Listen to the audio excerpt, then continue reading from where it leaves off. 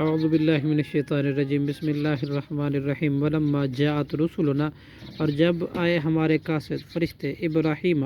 حضرت ابراہیم علیہ السلام کے پاس بالبشرا خوشخبری کے ساتھ، قالوا تو انہوں نے کہا، انا مہلکو بلا شبہ ہم ہلاک کرنے والے ہیں، اہلی حاضی القریتی اس بستی صدوم کے باشندوں کو، انا بلا شبہ اہلہا اس کے باشندے کانو ظالمین ہیں ظالم۔ قال حضرت ابراہیم علیہ السلام نے کہا ان فیہا بے شک اس میں لوط بھی ہے۔ قالوا انہوں نے کہا نحن ہم اعلم خوب جانتے ہیں ممن اس کو جو فیہا اس میں ہے، لننجینہ البتہ ہم ضرور نجات دیں گے اس لوط علیہ السلام کو، واہلہ اور اس کے اہل کو، الا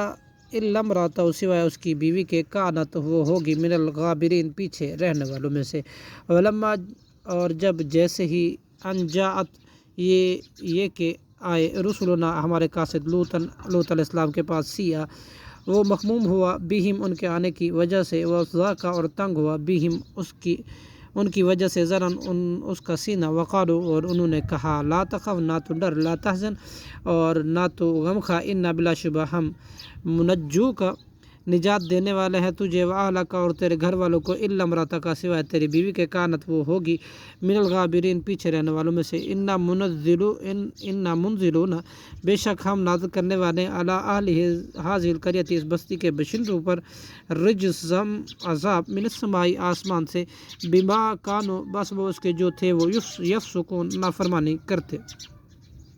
وَلَقَدْ تَرَكْنَا اور البتہ تحقیق ہم نے چھوڑی منہا اس بستی میں، آیتن ایک نشانی، بیناتن واضح، لقوم یعقلون ان لوگوں کے لیے جو عقل رکھتے ہیں، وَإِلَىٰ مدین اور ہم نے بھیجا مدین کی طرف، اخاہم ان کے بھائی شعیباً حضرت شعیب علیہ السلام کو، فقال تو انہوں نے کہا یا قومی اے میری قوم، اعبدوا اللہ تم عبادت کرو اللہ کی، ورجو اور تم امید رکھو الیوم الآخر یوم آخرت کی، ولا تعصوا اور نہ تم پھرو فی الارض زمین میں، مفسدین فساد